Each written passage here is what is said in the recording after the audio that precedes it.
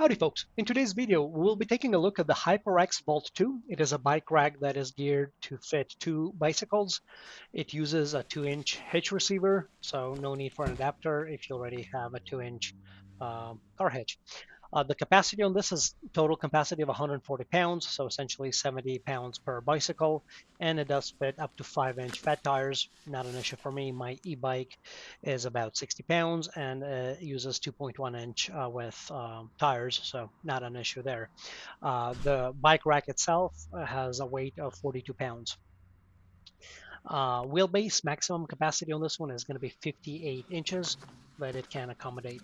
It also has a tiltable rack, so you can actually tilt it toward the back in order to access your car trunk or the rear gate.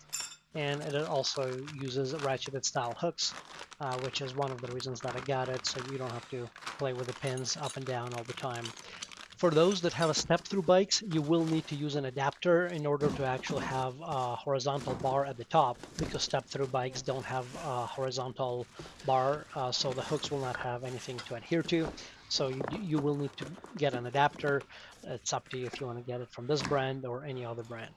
The hitch on my car had a little bit of extra material where my bike rack would not fit, and that is a thing due to the weld, so I had to grind just a couple of millimeters out on the inside where that extra lip was in order to accommodate the bike rack, and it fit right into the hitch at that point without any issues. The pin is designed with a lock and key, which is nice, so once it is mounted you can actually lock the rack to the hitch so that no one can take that out.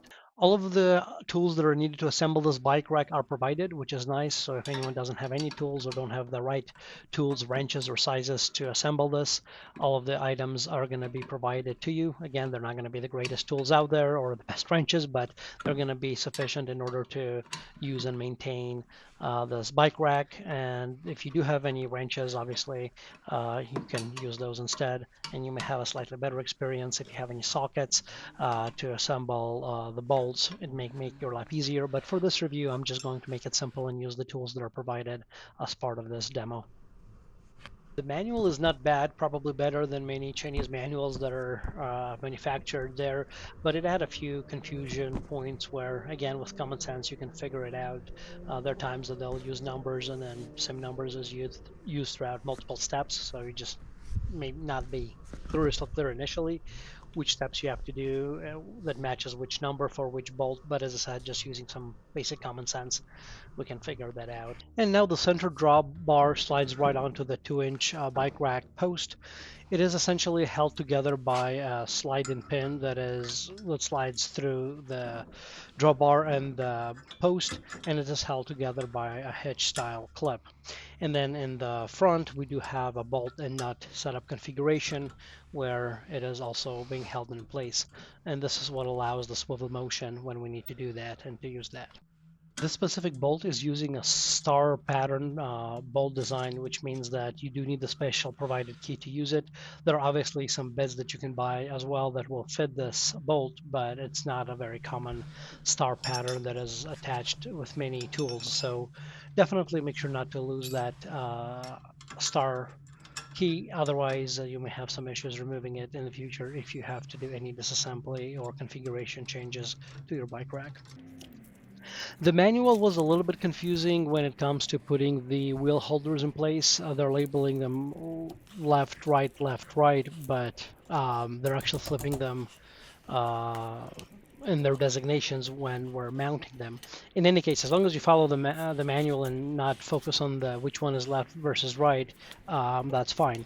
So in this case, the first one that goes in is going to be labeled right, and that you'll have the inner section of the wheel holders facing toward the bar, and then on the same side it's going to be called left. And then on the right side of the bike rack, the next one that you'll need to put in would be the right one, and then put in the left one. Again, the left and right may be confusing part, but as long as you follow the diagram that is in the manual, that's fine. There is a little bit of effort, as you can see, involved in putting them on. It is a bit tight. However, once that's there, the only time you really need to move it is initially just when you need to adjust it for the right wheelbase for your bicycle. Once you adjust it, you're not going to be moving it too much at that point unless you're going to be changing bicycles completely with different wheelbases. But assuming you're going to be carrying same bikes most of the time, then you're not going to be adjusting that much. So this initial effort is generally during the installation, and then once that's adjusted, it's no longer an issue. Once the wheel holders have been installed, we do need to install those triangle loops brackets at the end of each of the drawbar centers, and I think this will help from the wheel holders from sliding out, is my guess, and also the triangle loop at the end possibly gives us a little bit of a tie down point for something. I'm not 100% sure for the usage or the intention of that. But in any case, we'll follow the manual, and then we'll go ahead and put those on each side. So one on the right, and then we'll do the same thing on the left side as well. And then once that's installed, we can go ahead and proceed with installing the top hooks that will hold the bikes down. Installing the hook clamps is pretty simple. We have just two of them, and they slide in through the center. We will need to make sure that we're following again the manual order, because one of them is longer than the other one, to adjust for the different height, so that we can mount two of the bicycles at the same time. And then once those two are installed, then on top of it we'll put in the cap for the handle, but obviously the hook clamps needs to come on first. There is the pin that is holding this whole bar down. Removing that pin allows us to fold it down, and then the bike that is closer to the car can be mounted much easier in that fashion. And like I mentioned, once those hook clamps are installed from the top, we'll just put in the handle at the top and then slide in the bolt and nut in order to hold it in place. The ratcheting aspect on the hook clamps that slide up and down, and those notches, they're actually plastic, which surprised me. I was hoping that there would be some sort of a more of a hard material. Unfortunately, it's not. So with time, I think that plastic may get some wear over it. So with that ratcheting happening as you push it down, I don't think that's the greatest idea for it, but it is what it is, and we'll see the longevity of this. And one of the last things we need to do now is to go ahead and install the hitch tightener, also known as the anti-wobble plate. And essentially what we have here is a C-style threaded clamp with a plate at the bottom.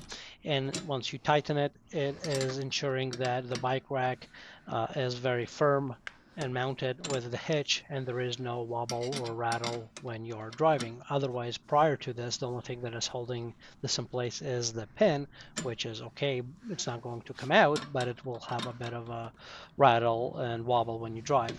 Well, once we tighten this with that C-clamp and it is right against the car hitch, then we are good to go, and that removes the issue of the wobble when you drive. All right, and now we're ready to go ahead and mount the bike on the rack. If I was smart, I should have measured my wheelbase and then adjusted the wheel holders on the bike rack accordingly before trying to mount that. However, I'm not that smart, so I'm mounting it first and then trying to adjust the wheel holders, which obviously it's not going to be a perfect fit initially because, well, again, I should have done a little bit of thinking ahead of time. So what I'm doing right now is once the bike is on the rack, first of all, you need to be careful to make sure your handlebars don't break your rear windshield.